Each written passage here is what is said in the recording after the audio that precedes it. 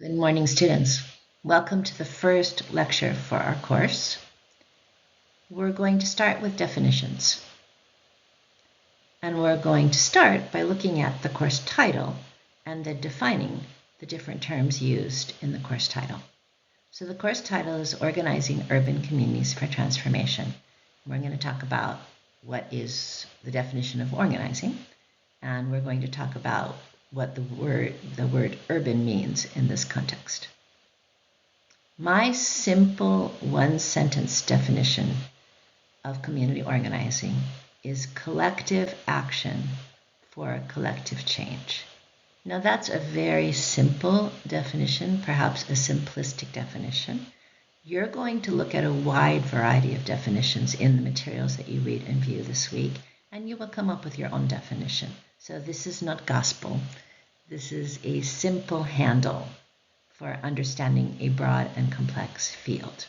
But let's define that simple handle in comparison to what community organizing is not. So community organizing is not individual action for collective change. Let me give you an example of individual action for collective change. When an inventor creates an invention that benefits all of society, when a scientist discovers a new medicine, discovers the vaccine for penicillin that saves the lives of millions of children, when a saint like Mother Teresa makes an enormous difference not only in her local context but inspires the world, that's individual action for collective change. Collective action for individual change is what happens when a church or a community organization offers direct services or individual development. That it means that you help people. You help individuals, you help families, you help people in your community. You're all coming together to help them, but the impact is on the individual. As a result of your work, the individual gets to eat for the day, or the individual has a place to sleep, or the individual is tutored in a way that helps them to succeed in school and therefore can get a better job afterwards. There are a variety of ways that the individual is helped through collective action for individual change, but it doesn't directly benefit the whole community. That individual could leave the community and the community might be actually worse off after they go. No, community organizing is collective action for collective change. It means people coming together to create changes that you can't create on your own, that then benefit the whole community or society. An important phrase, an ancient phrase, when we talk about the goal of community organizing is the common good. The common good goes all the way back to Plato, in the Christian church to St. Augustine, but it's a valuable term, and it's a term that is often used when we talk about the goals of community organizing. Now, why do we use the word urban? Well, it doesn't mean that this is only useful in cities. In fact, people do collective action for collective change and need to do it in rural areas as well. It's just that urban for many years was a code word for poor communities in the United States. And so it ended up in this title. So there it is, but please ignore it because it's actually for all different kinds of communities. It is true that community organizing is often more acutely needed in cities, but not always. So let me talk a little bit about how we define community. Well, there isn't a one-size-fits-all definition of community, as I was just sharing, but you do need to ask the question when you're going to bring people together to create collective change is where and who is going to be benefited by this change that you're trying to create. The definition of community is often geographic. It's a local community that can be clearly defined, that has boundaries. But in the modern world of the internet, all local organizing easily becomes global organizing, that it has a global impact, and local contexts are now affected by globalization.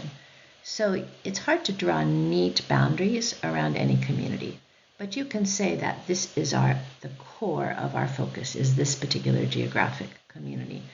And in fact, community organizing is most clearly effective in the context of local communities. But community is now defined even in local contexts, even in certain geographic contexts, by communities of affinity. So communities of identity, as Pyle says, or communities of shared interest. So there's a variety of ways to define community. So you, for example, may be studying an organization that focuses on the plight of disabled people. That's something that really focuses on a very particular community that actually probably transcends clear or distinct geographic boundaries. So you do have to figure out who is the community that is going to benefit. You also have to figure out who is the collective that is attempting the change. So who is engaged in what community of people are engaged in creating change? And it is a consistent characteristic of community organizing that the people involved, the people who will be most benefited by the change, need to be in leadership of the people that are creating the change. I'm going to say that again. The people who will be most benefited by the change have to be in leadership of the effort to create the change. That is a core characteristic of effective community organizing. So then what about the church? How does the church engage in community change when churches are very mixed? Some churches are primarily made up of the people most affected by a particular problem. Many churches are not. What does it mean for the church in particular to be engaged in community organizing? There's obviously not just one answer to this, but I think that we can't begin to answer this question unless we understand a concept in missiology called the Missio Dei, which was explored in great depth by David Bosch last century, but is really a global term.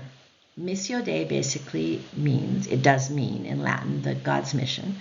And as a concept, what it means is that God is at work not only through the church, but in the community as well. I have to stop here because I'm having a problem with my... Oh, that's all right. I solved it. Okay. So I'll just go on. So you have to, if you understand God as at work in the community as well as at work through the church, then the church is not bringing God to the community. The Holy Spirit is already there before you get there. But you do have a distinct calling and role as particular agents of God within that community. So you do have to figure out what is your unique contribution to God's larger purpose in a particular community. There are different ways that plays out on the ground. In broad-based community organizing, that's community organizing that involves a wide variety of organizations, community institutions, entities, maybe individuals as well. The church has one particular contribution. In a faith-based coalition, and those are usually interfaith, where people do come together as people of faith, often moved by values that come out of their faith, but their common work is not guided in any particular way by Christianity. That's another way in which that's a very different kind of context in which the church has to figure out what our role is. And then in faith-rooted organizing, where the organizing is shaped and guided in every way by faith assumptions and by the Holy Spirit, then we have a very different role in that kind of context. So we will be exploring in a variety of ways the relationship between the church and community in all of those different contexts. So transformation, what do we mean by transformation? What is the goal of community organizing? Well, I referred to this concept of the common good. It doesn't have an automatic definition, right? What is good for all of us? And of course, there's what the majority might think is good for all of us, and then there's what God's revelation might say is good for all of us. And those are not always the same thing. When in community organizing efforts, they're often issue focused, which means that they have a very particular goal. So there is a broader understanding that that particular goal advances the common good. But the particular goal may be better care, services, and more respect for disabled people. So that's an issue, that's issue organizing. But the understanding always underneath that is that if disabled people have more services and have greater respect for their rights, that will be good for everybody. There are also organizations focused on what's called multi-issue organizing. Multi-issue organizing means that people come to that coalition with a variety of concerns and they take turns. So first of all, they may focus on an issue that affects disabled people, and then they may focus on an issue that affects children, and then later they may focus on an issue that affects elderly people. But at all times, they are always holding in tension this concept of the common good. And multi-issue organizations are often clear that what they're really working on is having more voice, more power, more capacity to impact public decision making. Then there are intersectional movements. Movements go beyond organizations. You had organizations that were working on civil rights in the United States, starting in the 1940s, but actually it was long before that, but beginning to build up steam in the 1940s, 1950s, very strong in the 1960s. But when those movements got going, you had people participating who were not members of any organization. They just showed up for activities, and you had the power that comes out of numbers. And movements can be focused on a particular issue, but movements can also be intersectional. That means that the movement focuses on the well-being of a particular group of people, perhaps, or a particular geographic area, or focuses directly on the well-being of society as a whole. So what's common across all of these different forms of organizing and different objectives is an assumption. And the assumption is that when there is unequal voice and power in a society, then there is unequal access to the benefits of the society and the opportunities offered by the society. So there is an assumption that if only some people have voice and power, that they will prioritize what benefits them over what benefits everyone. Even though they may want the best for everyone, that the only way that you end up with decisions that are equally beneficial to all is if everybody's involved in the decision making. So that's a core assumption at the root of the community organizing approach.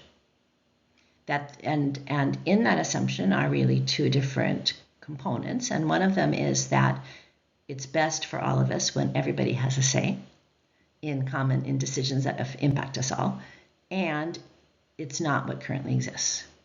That we live in a world where there is unequal power and unequal voice. I want to step aside and talk theologically for a minute, even though this week we are not primarily focusing on theology. Lisa Sharon Harper wrote a book called The Very Good Gospel, in which she looks at Genesis 1 through 3. So she looks at human beings before the fall, and she looks at human beings after the fall. And what she notices is the way that power works before the fall and after the fall.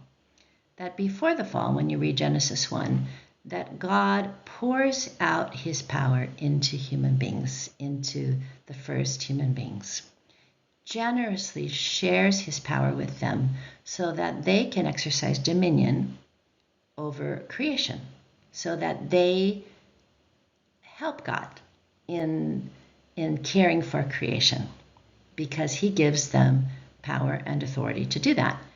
And it specifically says that he gives that power and authority to both the man and the woman. So he shares that power and authority with his power and authority with them so that they can do this work with him. And they share it with each other. And there's no distinction made between them. They're both made in God's image. They're both given the same job. They're both given the same power to do it. In Genesis 3, after the fall, their relationship has changed. Their relationship has changed with God, and their relationship has changed with each other. That they no longer have the same power over creation, and one of them has power over the other. So the woman's desire is for her husband, and yet he rules over her. So that's a distinctly different way that power is used. So as Christians, what Lisa Sharon Harper says is that part of God's restoration, God's healing of human sin, is bringing us back to where we began, where we have shared dominion, where we don't have some people who can live out their calling to care for all creation, to have that kind of power and authority to fulfill that vocation, and some people don't have that access to that kind of power and authority, that instead of some people having access and others not, that all of us would be restored to that original state of shared dominion. So that is one way of understanding theologically what community organizing assumes. That shared dominion is what we're called to in some form, and that we don't have it as much as we need it. So how do we get from where we are to where we need to be? That's called a theory of change. There are a variety of theories of change in community organizing. There's a variety of tools. Education, both in terms of the transmission of information, but also in terms of formation of capacity. That popular education is a form of increasing the capacity of people to carry out positive change in their communities. Changing culture, which is a much greater emphasis in the world of the internet than it was before, that it's much more possible for local people to impact national, even international culture than we could before. Community development means bringing people together to pool their resources to improve their communities. It's often a very non-confrontational way of working. You just include everybody's strengths and you figure out how you can collaborate with each other. Community organizing does not only look at what people can do together, but looks at how people are impacted by broader systems. So how are they impacted by laws, by policies? So one of the ways that we often talk about the distinction between community development and community organizing is if we say that direct services means giving someone a fish if they're hungry, and individual development means teaching them to fish, so you work with them rather than for them. That community development means fishing all together, but that if you are all fishing, you all take your fishing poles and you're going down to the river and there's a wall that keeps you from getting to the river, then it's not enough to just know how to fish. You have to either make a door in the wall or you have to somehow bring down the wall so that you can fish. And the systems and the structures and the laws in our community may put up walls or take down walls. And those walls, those public decisions, are made by people whose decisions impact us all, rather than the private decisions that most of us make all the time. So community organizing says that we have to influence public decision makers in order to take down the walls so we can all have access to the river. So it's more confrontational, although we will talk about a variety of strategies in community organizing, some of which are more confrontational and some of which are more collaborative. But there's always the possibility of confrontation because we're attempting to change systems and not only to pool resources. Advocacy or activism, and I'll explain the difference, is all about influencing. It's the tools and strategies used to influence public decision makers. Advocacy may be professional advocacy, where it's a knowledgeable individual or organization that is trying to impact a decision with its knowledge.